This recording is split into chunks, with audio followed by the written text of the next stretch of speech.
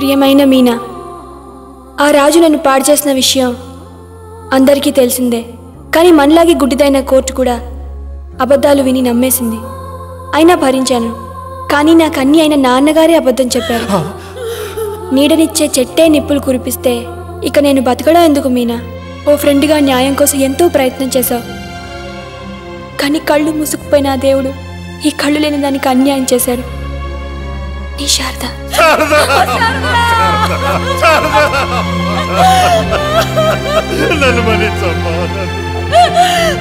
నేనే నిన్ను చంపుకున్నానమ్మా, నేనే నిన్ను చంపుకున్నాను. సార్ సార్ సార్ జడ్జి గారు నేను అబద్ధం చెప్పి తన పరువు కాపాడితే నా బిడ్డను తన కోడలుగా చేసుకుంటానన్నాడు ఆ ఎమ్మెల్యే గారు.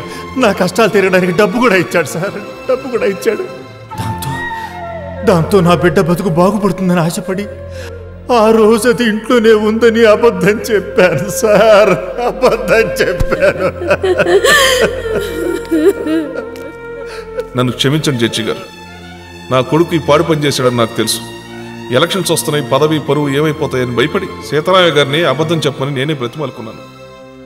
ఒరే దుర్మార్గుడా, నువ్వు ఆ పిల్ల మానం తీయటమే కాదురా, ఇప్పుడు ప్రాణాలు కూడా తీసావు కదరా, ఇడియట్. మిస్టర్ జస్టిస్, నిజమేంటో తెలిసిందిగా.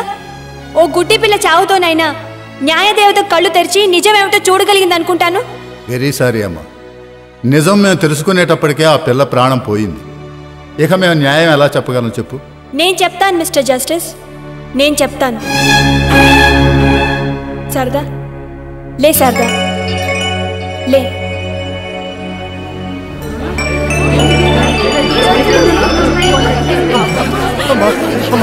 Very good.